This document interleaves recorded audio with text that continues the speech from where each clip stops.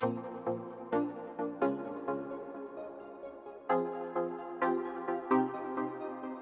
everybody, and welcome back for another year of the Outdoor Adventure Series podcast.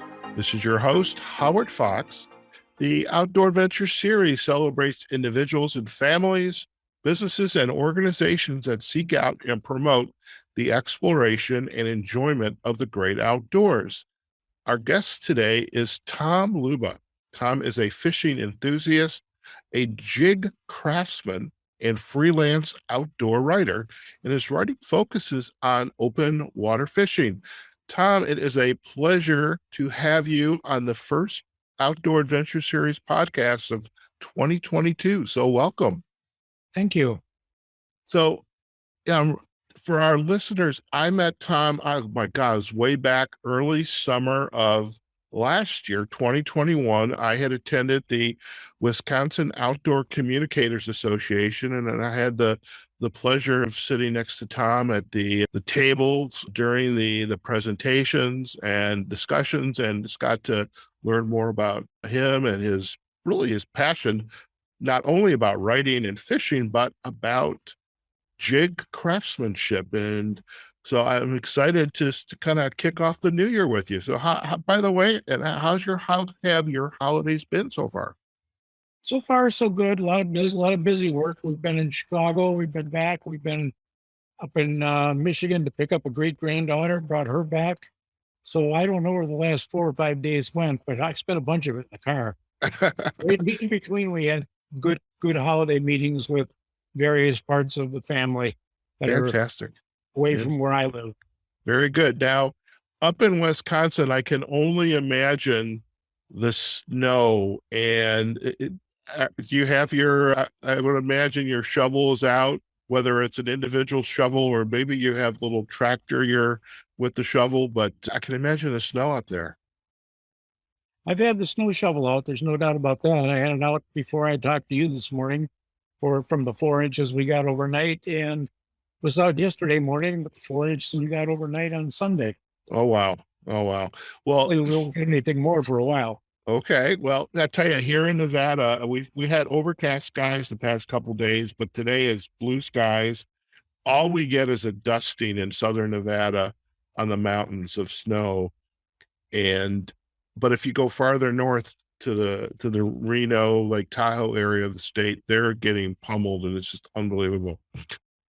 Well, listen, since this is the first episode of the new year, and I just want to, if you would, provide for our listeners a little bit of background about yourself. And I mean, you've been writing for quite a while, but just share a little bit of an overview. You don't have to go too in depth unless you'd like to, but share with our audience a little bit about yourself.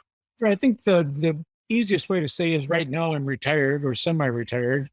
I did work as a circulation promotion manager for magazines. And while I was doing that, I did work on some outdoor titles that we owned: Deer and Deer Hunting Magazine, Turkey and Turkey Hunting, Wisconsin Outdoor Journal. Other than that, dating way back for the last 35 years or so, I started writing about fishing because I enjoyed it. I actually did an article for sale type thing on fishing for smallmouth bass in little streams in Illinois when I was in college. And it was done for a class on magazine article writing. I actually got an A on that, and actually 6 months later sold the article. So that was kind of a good thing. Other than that, I spent better parts, not just off and on, I guess, as the spirit moved me to try various outdoor titles and write for them. So over 35 years, I've written for, I don't know, probably a dozen different magazines at one time or another. The ones I do mostly now are with the retirement aspect, and so I can write kind of what I want to at pretty much on Wisconsin Outdoors and Midwest Outdoors, both Midwestern publications.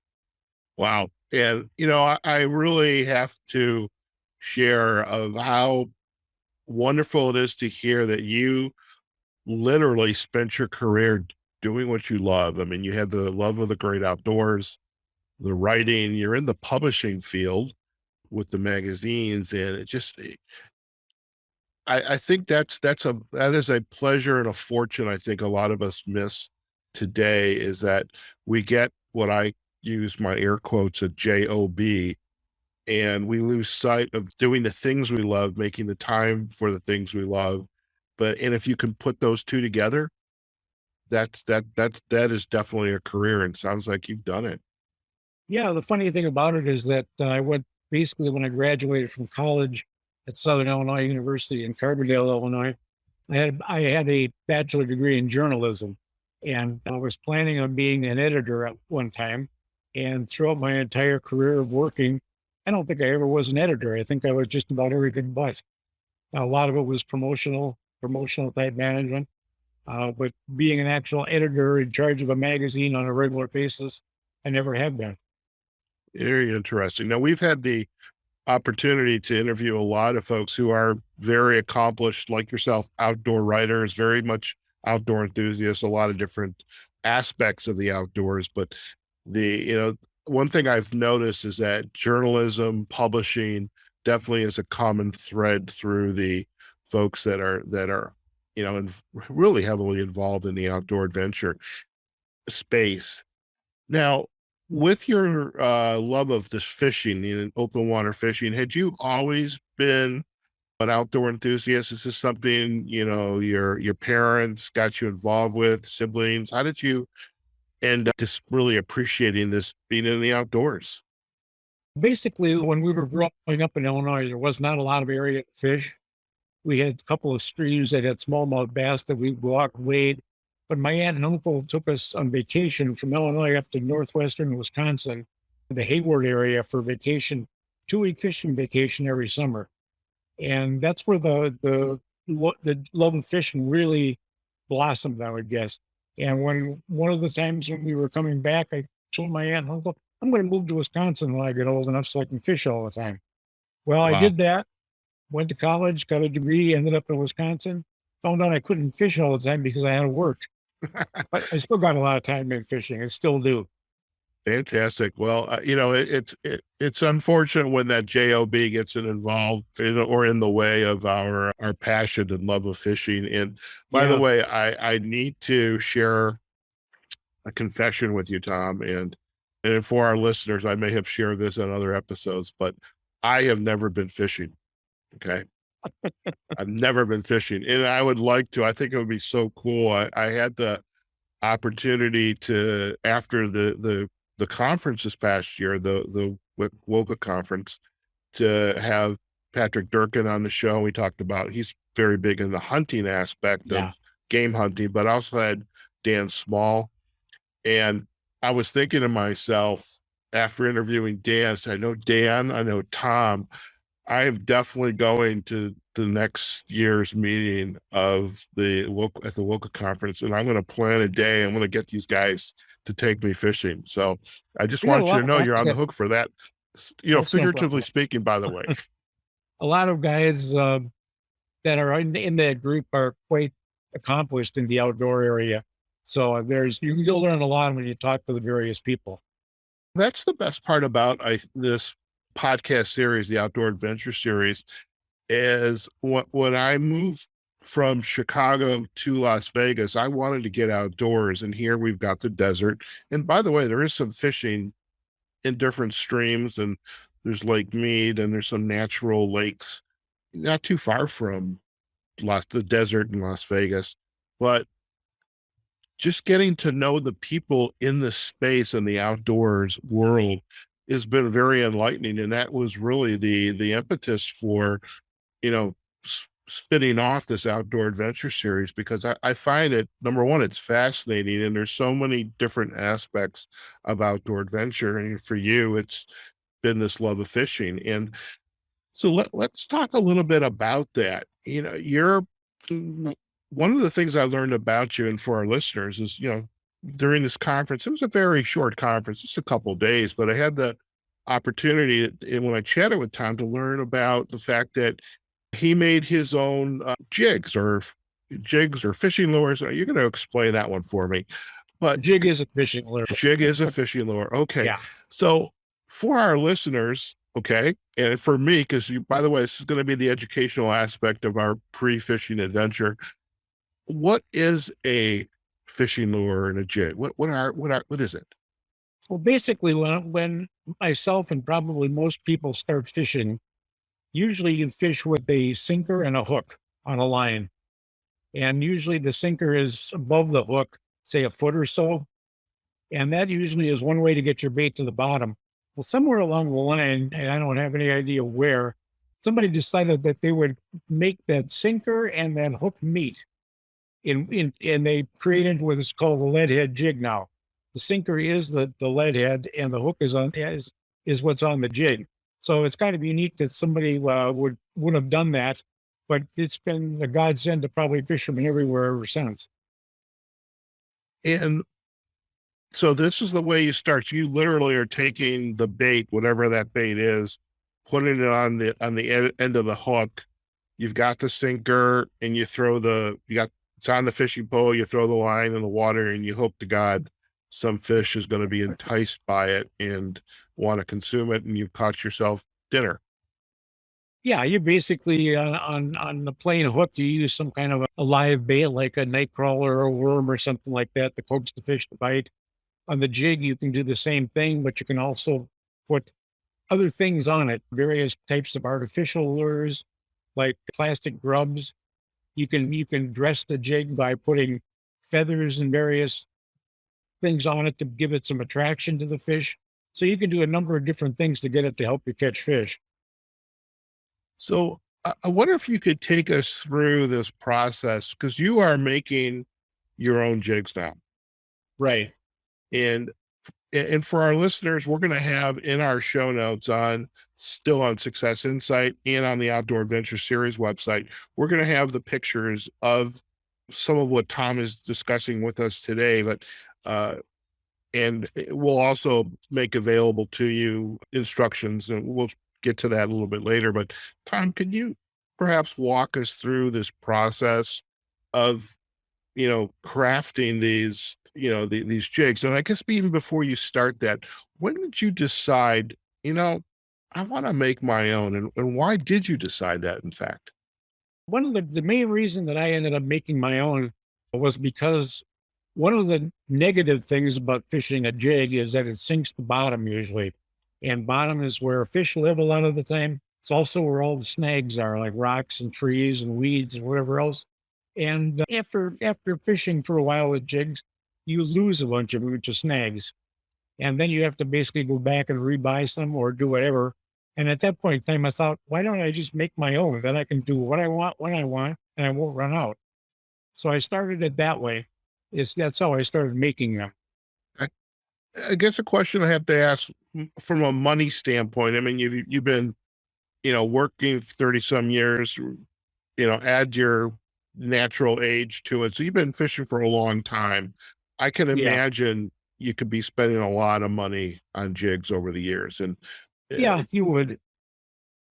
what, was that so was it just the constant losing of them? It's like, something, there's got to be a better way than having to go to the store, or this is costing me money. I mean, what was it was this kind of Well, combination of both? yeah, it was. Well, and the one thing is we learned how to fish a bait called a Canadian jig fly, which consists of not flower feathers and various body winding chenille and a painted jig head. And basically, we were given some of those by a gentleman when we first started fishing jigs, and they worked so well that I figured I have to figure out how to make these myself. So I took one after it got battered and pretty much tore it apart so I could see how it was made. And from there, I started making that particular one. Okay. And so walk us through, if you could, this process. And by the way, there'll be I may interrupt you here and there just to want to get a clarifying question in, but walk us through that process and that you have to go through. Well, basically, the process starts with a melting pot, and you can get I have a smaller one that probably holds a couple pounds of lead that's melted, and you plug it in, and it gets hot and it melts the lead. Then you find the type of jigs you want to make, and can buy a mold for those.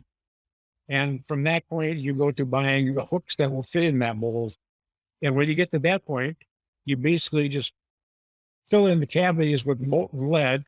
It sets very quickly. You open it, you pull them out, use the pliers to grab usually like six to a mold, possibly somewhere in there. And the strip across the top after you get done sort of holds it together. You can get a pliers, pull that out, set it off to the side, and now you've got 6 jigs. So Okay. you put hooks in again and keep repeating the process. Okay. So, couple questions. The word lead. In my vocabulary, lead is not often a good word. Is that an issue? No, it's been an issue. They haven't discontinued using it, but it is something that I know that people were concerned about waterfowl picking up a lead shot from shotguns that hit that just happens to get in the bottom of an area where the ducks are sort of feeding, and then they end up getting sick on that. I have not heard anything on that lately, and I'm assuming that there's still nothing going on where you can't use lead. There are, however, people that have made weights with other metals like tin. They sometimes though it takes a different, to get the same size of a jig with lead, you may have to make it 1.5 times as big with tin to get the same weight. I'm not sure how that weighs out, but I think that that's part of the reason why nothing has changed dramatically since yet. Okay. There are Okay. companies that manufacture molds, and that's what they do. And haven't seen anything at all that I can recall lately about outlawing lead, basically. Okay. So, question: the melting pot and these molds, and I would imagine, on a commercial scale, you've got the Cabela's and the Bass Pro Shops of the world, and then the local mom and pop stores. They're buying molds and putting them up, perhaps putting them up on the shelves. But are those the places where you would go to get this equipment that you need Uh, to make the you jigs? can get some of it through them. Where I would suggest people go to look for supplies if they decide by the time we're done that they may want to try to make their own is more like I use a place called Lure Parts Online, which is a website with a catalog. I also use a site named Barlow's, BARLOW Tackle in Texas. They also have a catalog and sell a lot of this material. And I think the other one I've seen is Jan's, JANN Netcraft. Those three, I think, will have most of the stuff that you would need if you are going to do this. And they include, I believe, the Lure Parts Online sells lead also, so Okay. you can buy lead from them. Okay. Well, we'll definitely provide the backlinks, and we'll confirm the email addresses with you. Yeah. After the show, but we'll have those in the show notes. So you've got your lead, you've got your melting pot, you've got the molds that you're making. Now, I imagine this gets pretty hot. So Yeah. besides the pliers, I imagine you've got some good safety gloves. Yeah. I usually have a pair of heat resistant gloves because of that. And also you are dealing with lead. And as you take the things out of the mold, mess around with sharp hooks, a lot of times you may stick a finger and it bleeds a little bit. So you want to try to keep your hands away from the lead as much as you can. Oh boy. I haven't always done that, but I do a lot more of it now, where first thing that's on once the mold gets hot is the gloves, Okay. because I don't like burning myself. So I imagine you have a few choice, they weren't factory equipment, or I'm trying to make a joke here and I'm really failing miserably, but I'm sure you have a burn there or two. Yeah. So what happened? So now you've got you've got the lead, the mold, you've pulled it out of the mold, and so you've got the hook. It's basically surrounded by this piece of lead. What happens next? Well, basically, what I do after I mold them, a lot of them will come out of the mold perfect, but because when you hold the mold tight to pour the lead into it, sometimes you don't use the same strength maybe every time you pour. So maybe all of a sudden one time when you pour, you're a little bit weaker on holding the jig mold closed, and you might find a little lead that runs out the side of the mold but still attaches to the jig head. Usually at that point, it's just kind of a I don't know if they call it flashing or something like that, but it just, I use little cuticle clippers and usually clip that off till the jigs are basically round the way I want them.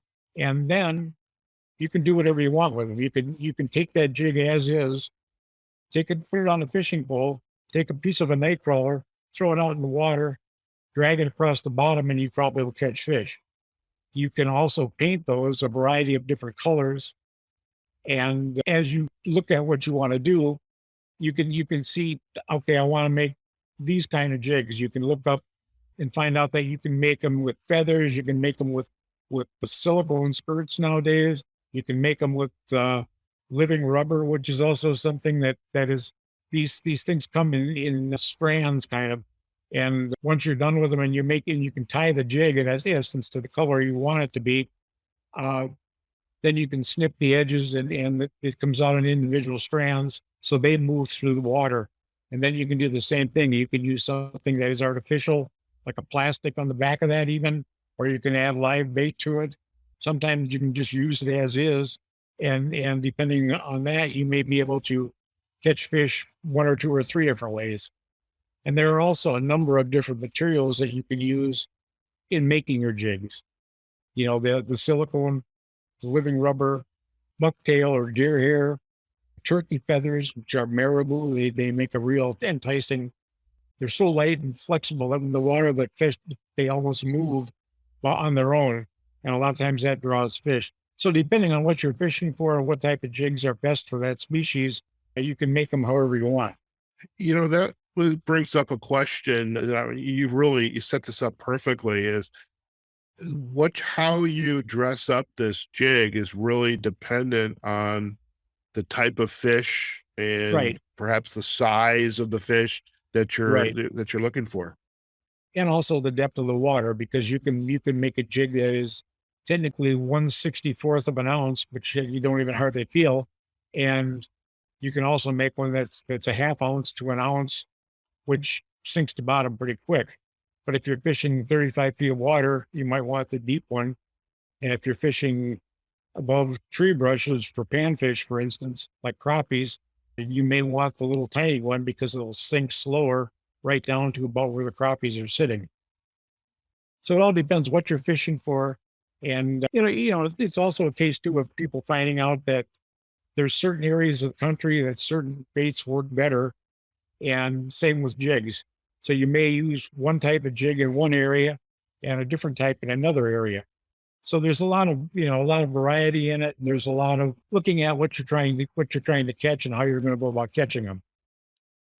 When you go out fishing, whether it's in Wisconsin or somewhere out of state, out of country for that matter, how much research are you doing into the fish and the preferences for the jigs so that you can be as successful as possible in this experience? I think that's When you kind of a learning process. It's like somebody said once that the way to become a better fisherman is to spend more time on the water rather than sitting at home reading about it. And that is definitely true. It just depends on as you fish, you learn.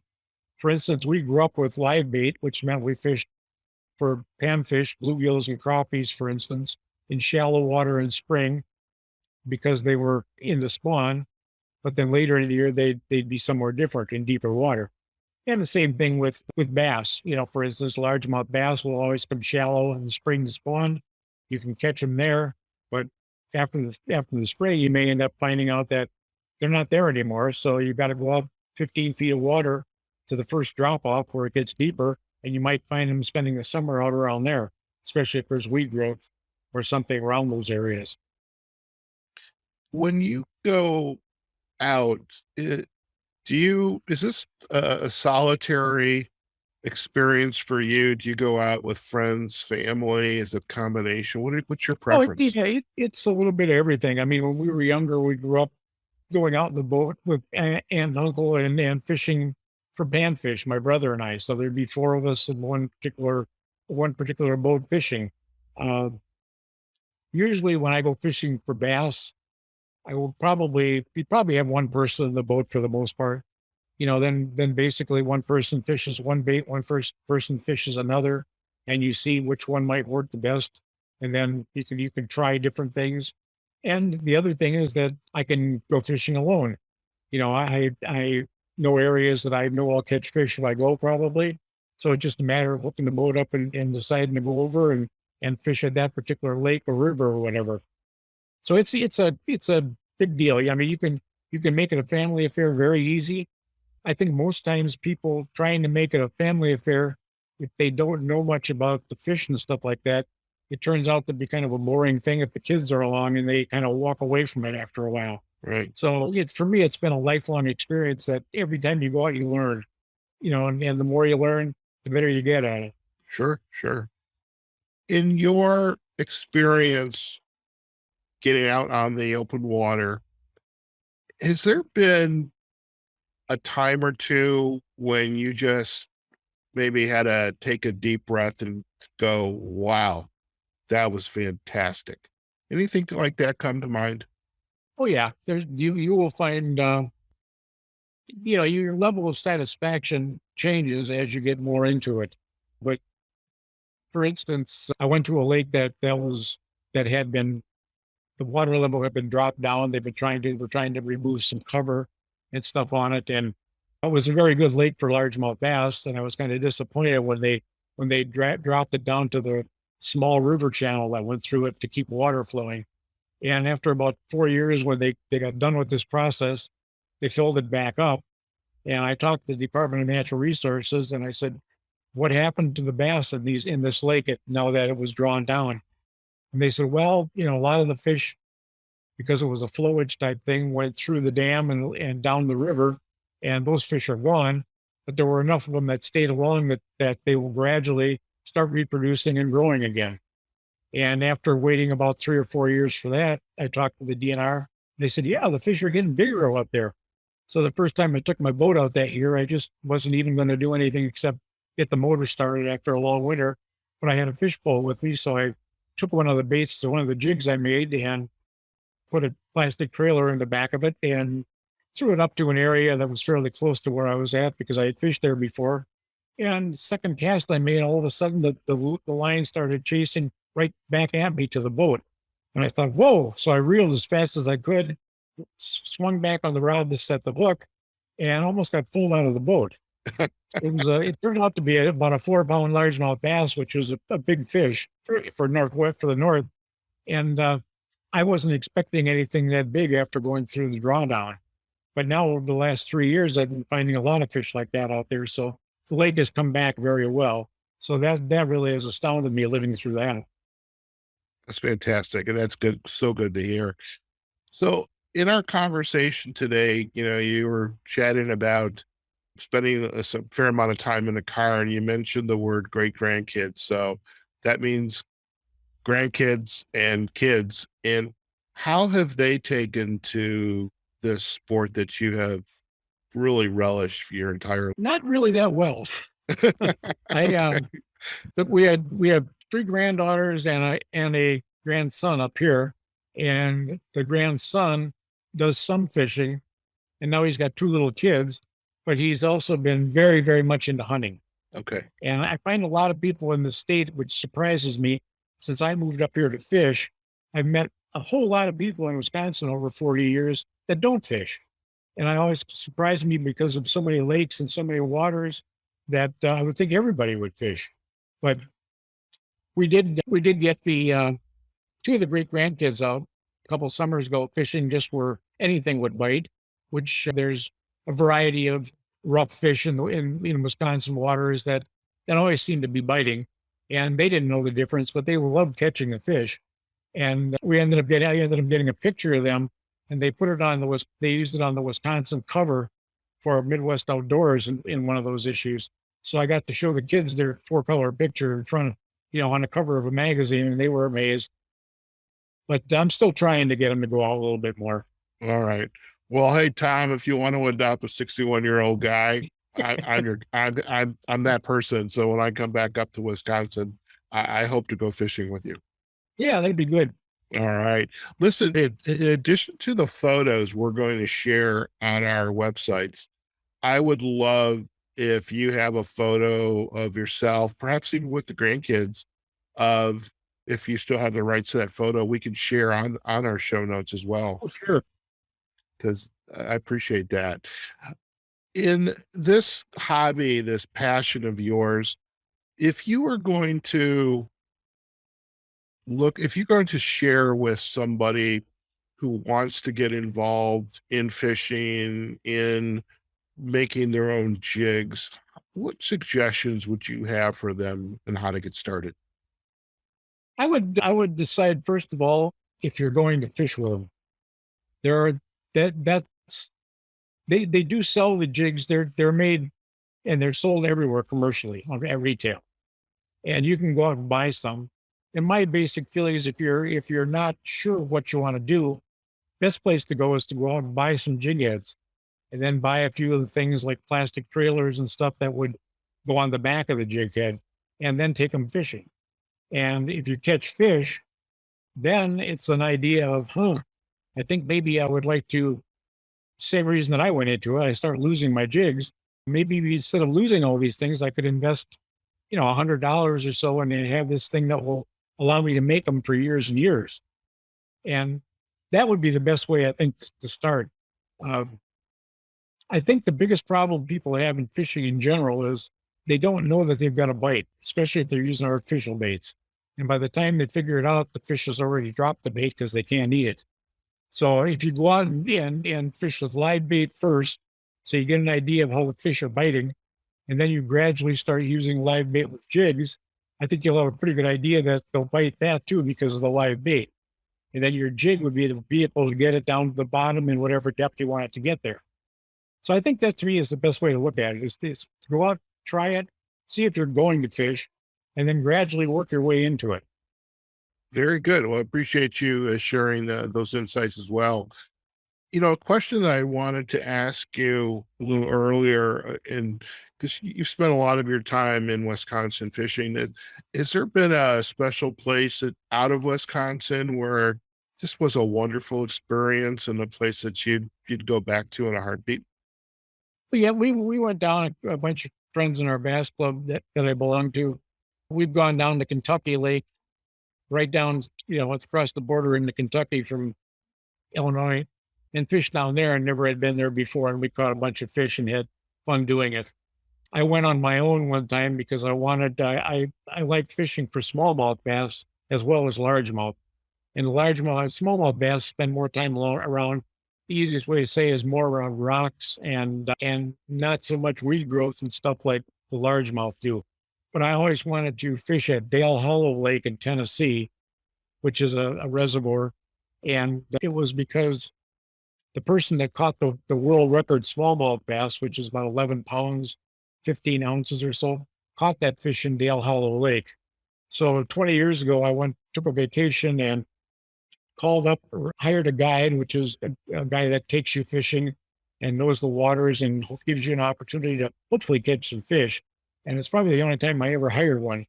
But I wanted to fish down there and I wanted to catch smallmouth bass. So I hired this guy for 2 days. So I went down there and it was in early November, which was still decent weather down there. And we went out for both days fishing. The funny part about it was we didn't catch a ton of fish, but we got to one area where I was lucky enough and I used a bait that was a jig that had just come out recently back then. It was a different kind of plastic on the back of it. And that's what he had been using. So I ended up fishing that. And within 20 minutes, I caught two nice smallmouth bass that were both around the 4.5 pound range, were good fights. So I figured, okay, I caught some fish and I'm down here. I caught them in Dale Hollow and it'd be nice to catch a 5-pounder. So the next day we actually went out again and he brought some live bait with him, including one goldfish, a big goldfish they caught somehow.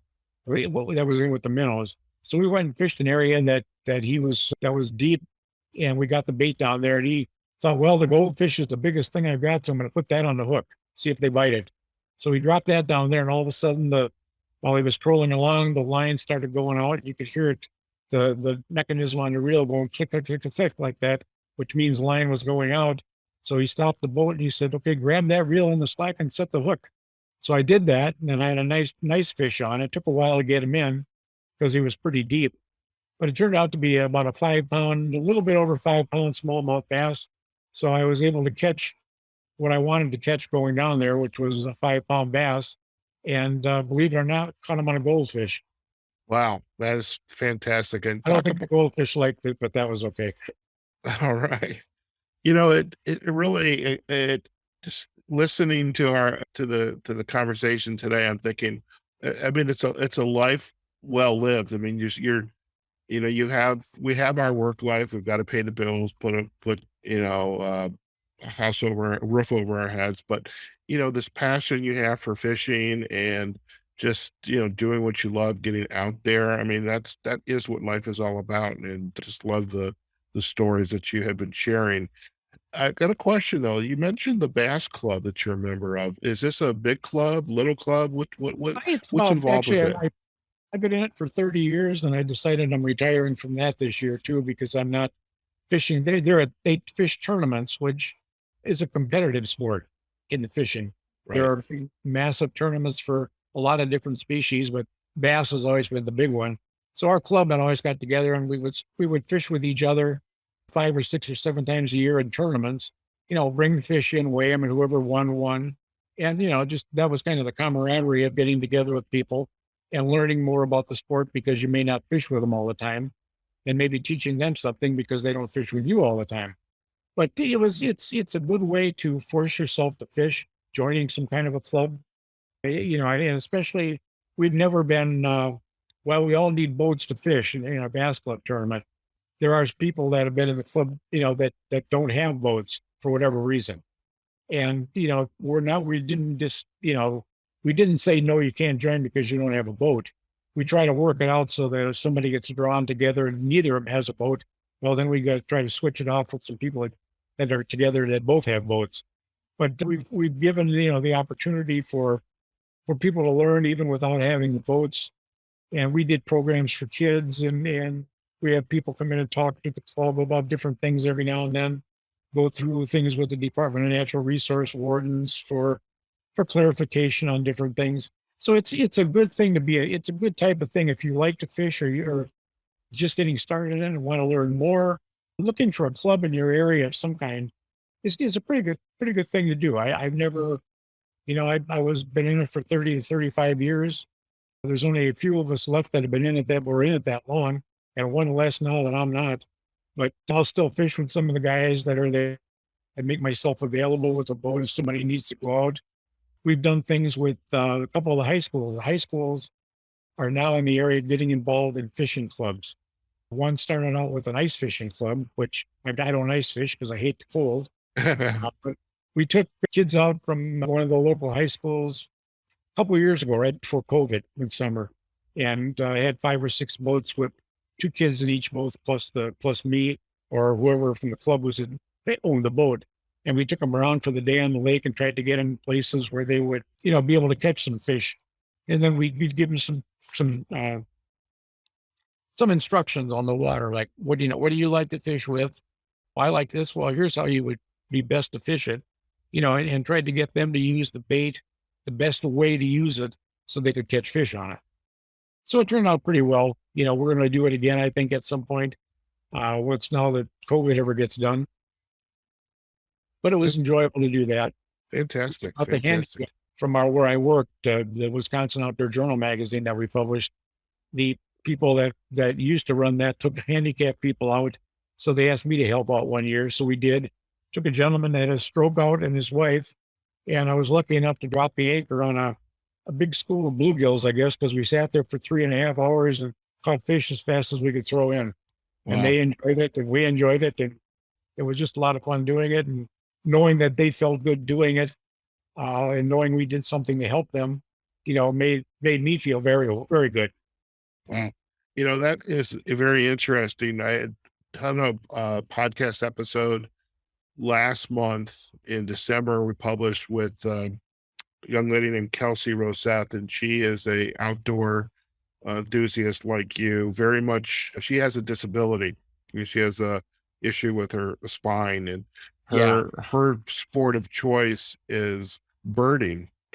And it got me to thinking, I wonder what other disabilities in outdoor adventure can come together and be just that, to have that experience. And you just described that, somebody that just had the stroke, kids with or maybe a developmental disability just want to the experience and enjoyment of being out on the water. And so you've definitely sparked some curiosity in me for some future episodes. So I appreciate that, Tom. The interesting thing, basically, just on a side note about that is, when you are fishing, you can go into a store and spend $10 to $15 on a fishing pole and reel if you want to, just for plunking around.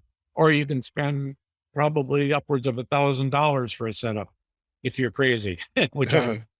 But one of the nice things about that is when I was in addition to doing outdoor writing and working for Krause publication, the hobby publisher and the outdoor publisher that I worked with on those titles, I did work with Zepco, the company. They were the company that first introduced the closed space reel, which made it easier for people to fish. And I got to go to I used to work with the sales rep on their field staff in Wisconsin. So I went to a lot of trade shows with him. And then if he needed some help with a seminar or an outdoor type thing, he'd call me and say, "Hey, you feel like going over here this weekend? These guys need some help with this." And I'd like to help them out doing it. So I would go over and do whatever they needed. At that point, what do you want to talk about? What do your people need to know? All kinds of stuff like that. So I think that was, that was unique. I felt good about that because in a lot of cases, you were introducing people to fishing. Right, right. I was kind of big on that because I know how my life went because of fishing.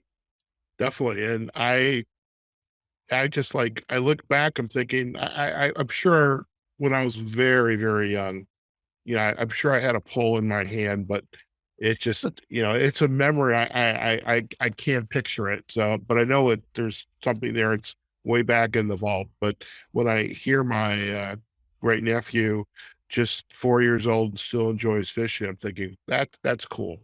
And it doesn't hurt that they have a little pond behind the house that they can go fishing in. So that works out too.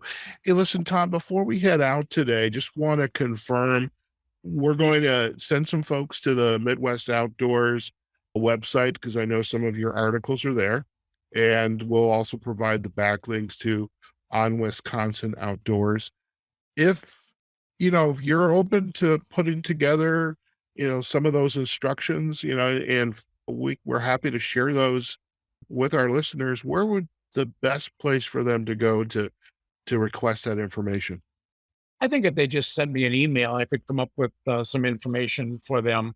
I could retype up a clean copy of how to basically, and get it to them, and then they could take it from there. They could request a catalog from a supplier, look them up online.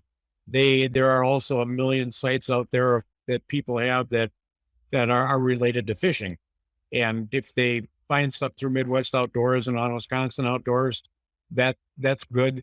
But if they went in the website, into the internet and just queried largemouth bass, for instance, you will find a whole lot of information on that. If you read bluegills, crappies, smallmouth bass, northern pike, walleyes, muskies, fish like that we have up in Wisconsin, you'll find articles about them, and you'll get an idea of what you need to do if you want to get started. Fantastic. We'll definitely provide the link to your email address on our show notes. Before we head out today, Tom, is there any other final thoughts you'd like to share with our listeners and insight? I mean, we have in Success Insight that we have what we call an insight to go, which is an opportunity for our listeners to, read an article, a book, go to a website. You've kind of alluded to some of this, but any final thoughts you'd like to leave for our listeners today? If it's to start fishing, there's stuff out there for beginners.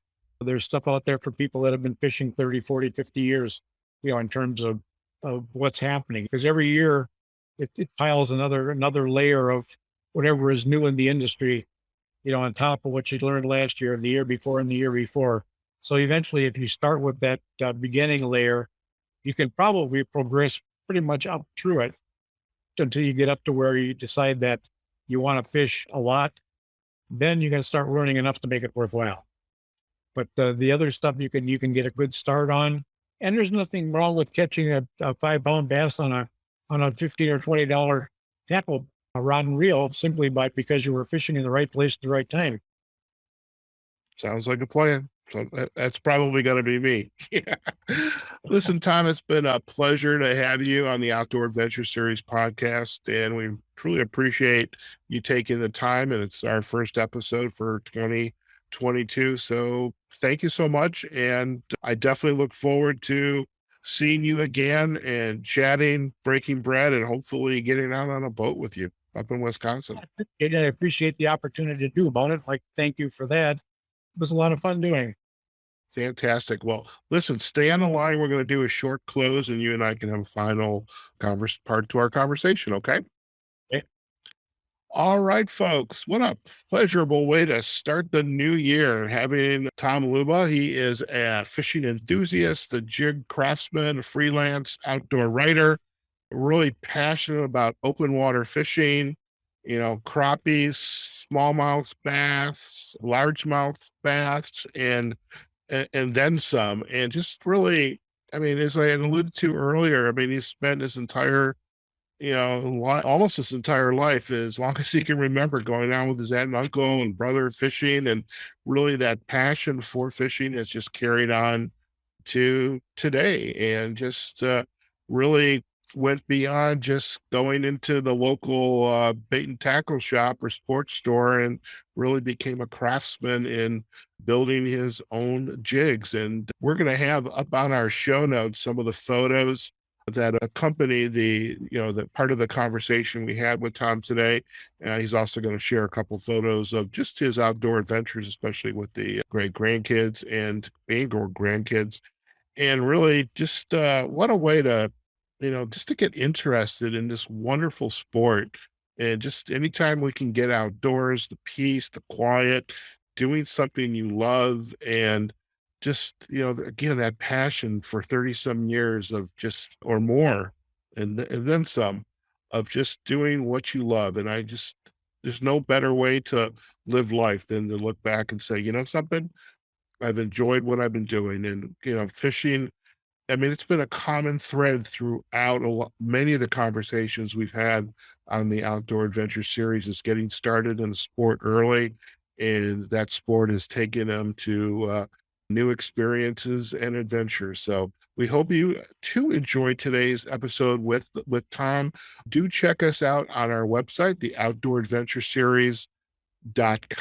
We're also going to have the episode up on Success Insight Podcast, as well as the podcasting platforms, Apple Podcasts, Google Podcast, Amazon Music, Pandora, Audible, and Spotify, where this episode will be on our Outdoor Adventure Series playlist. And wherever you are and decide to listen to these episodes, do leave us some comments. Let us know your thoughts on today's episode. Do share it with your friends, write a review, whatever feels right for you in the moment.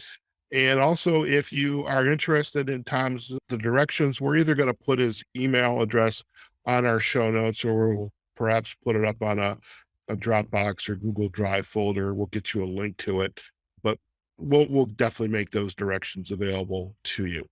Okay, folks, take care of yourself. And again, we hope you enjoyed our first episode of the Outdoor Adventure Series podcast for 2022. This is Howard Fox, your host, and we will see you again soon. Take care now.